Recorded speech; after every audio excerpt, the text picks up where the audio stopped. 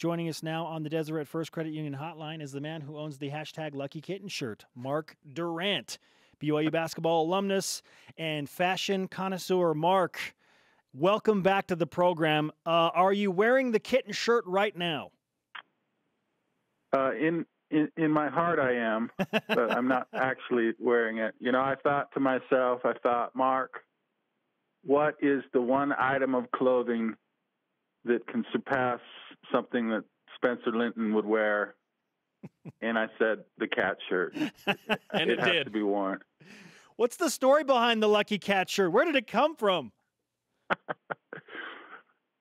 So last year, I'm driving home with my wife and Russ Larson and his wife from Vegas in the conference tournament.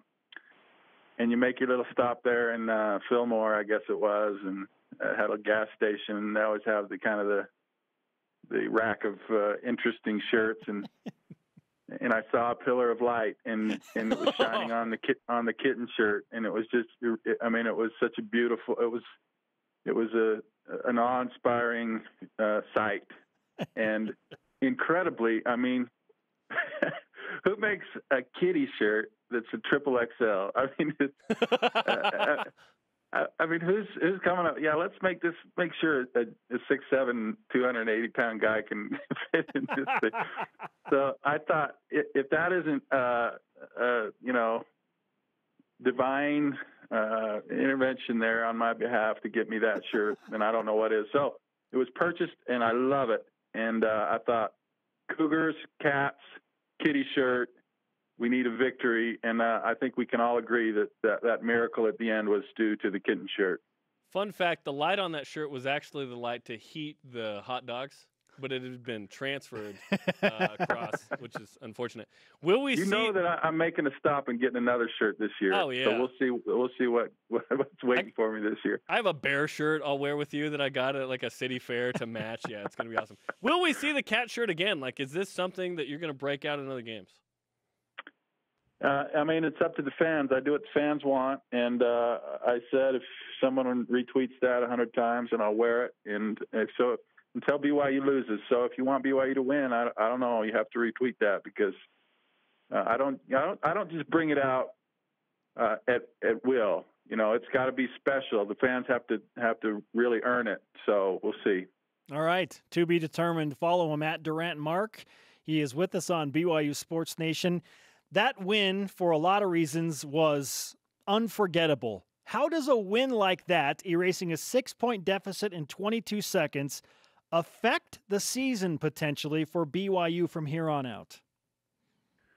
Well, that's an interesting question. I mean, I was pretty down. I thought, I don't know how I'm going to defend this when I go on with Spencer and Jerem on Monday if BYU loses at home to San Francisco. Now, with that, San Francisco played really well, and they earned the win in that game.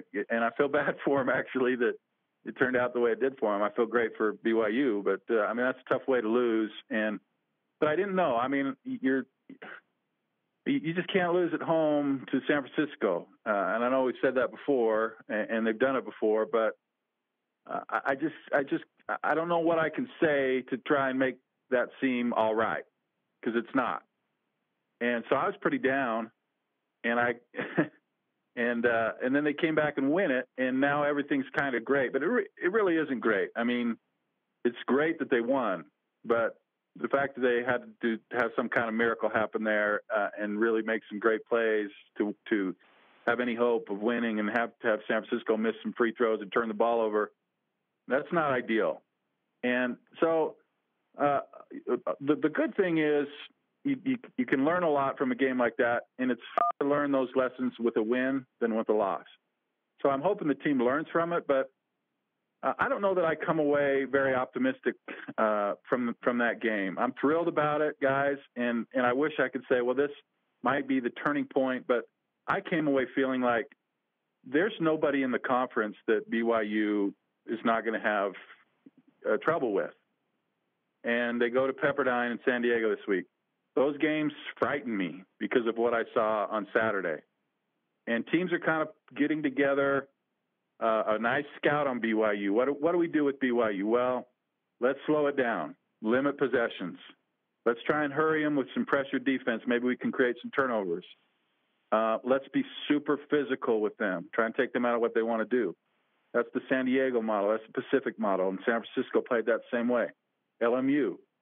So I'm worried. But I'm also optimistic knowing that Dave Rose is a pretty smart guy, Keith and Tim and those guys.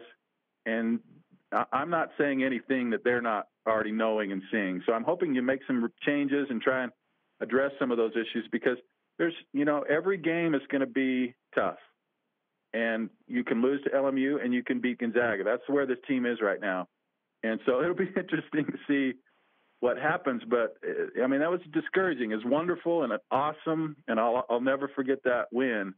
It's also a bit discouraging to me that they were in that situation to begin with. And like Dave Rose says, and I'm kind of rambling on here, but Dave Rose said it's hard to win games, and it's hard. And you see it all over the country. The top 25, a bunch of teams lost at home because that's where we are at this season. Teams know each other. They figure each other out, but doesn't make me feel any better about struggling with a team like San Francisco at home. So that's discouraging. Let's talk about the encouraging thing. I've been clamoring for Elijah Bryant to be the clutch shot taker for BYU. Didn't take it at St. Mary's, made the choice to pass. You can not find fault or not on that one. I want him to shoot in that situation. At Pacific, doesn't get the catch on the side. BYU loses that game. In this game, Heath Troyer or somebody draws up a tremendous play, and he makes that three. Should Elijah Bryant be taking these shots for BYU here on out? Should they encounter this situation again? Absolutely. He's your best shooter, and he's big enough to create shots and smart enough to find a way to get open. That was a nice play, a simple play.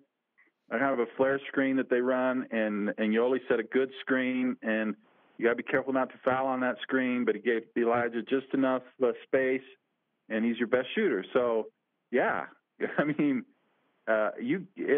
least let him make the decision. I wish in the St. Mary's game Elijah would have shot it, but I'm fine in that he had the ball and he could decide whether he was going to shoot it or not. That's what I want.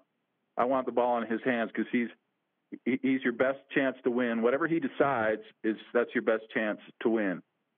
And Elijah is just amazing. He's been so good all year. I wish he was more aggressive and more selfish. I think he needs to get more shots up for this team to be successful. I don't think anyone out in the universe is saying, boy, Elijah Bryant shoots way too much. No, it's obvious. He needs to shoot more. And I don't know. He doesn't seem right to me since LMU and he got hit. And I have no information about his health other than he just doesn't seem quite right. But even when he's not quite right, we saw what he did against San Francisco. He's really, really good. So I'm hoping his health is good enough and that he can heal and be the kind of player he's been all year for these last few games. While Elijah Bryant hasn't looked totally normal per se, TJ Haws has now emerged over the last 3 games, averaging 20.6 points, shooting a better percentage, really playing at a high level. True or false, Mark, TJ Haws is back in his full Ginger Mamba glory. Yeah, I've had some nasty flashbacks from watching Bingham High play Lone Peak, watching TJ lately, because he was doing his thing again, and that's so fun. We all love watching TJ when he's playing like that, and what he can do. He's super skinny, but that almost helps him as he kind of just finds a way and knifes through the defense, and he's a guy that can get in the paint consistently. And where early in the season he wasn't finishing, now he's really kind of found that knack again of he kind of goes hard to one side and then he pulls back and almost double clutches and most of the time gets open. And even when teams stop him when he gets in the paint, he had, I don't know, I can't remember, 7 or 9, I think 7 assists in that San Francisco game. So when he gets in there, causes all kinds of trouble. If you have a guard that can break down a defense and get in the paint, force the bigs to come up, that is the best thing you can do offensively, because either TJ is going to score or Big's going to come up, and TJ is a great passer, and you've got Dalton or you got Yoli or Luke, and they're just cleaning up on TJ or what TJ is doing. So he had, I think, maybe his worst game ever against LMU, and that was only, 3 or 4 games ago. But other than that, he has been terrific. So I think, yeah, he's back. and he just needs to keep being consistent, and that makes a big difference. If you can get those three guys healthy and happy and doing their thing, Yoli, Elijah, and TJ, you're going to win. And so we'll see, but I'm thrilled for TJ because I know it was hard for him, and he knows what he can do, and he was struggling, and I think he worked hard, got out of the shooting slump, which helped, and now he seems to have his confidence back, and we're seeing the TJ we all know and love. Mark, great to talk to you. Bring the cat shirt. BYU's lost 4 in a row at Malibu. We need all the help that we can get to break the streak. Well, I'm willing to do my part, guys, and if it means wearing a kitten shirt, I'm on board. Thanks, Mark. We'll talk to you again soon. Hey, thanks, fellas. See ya.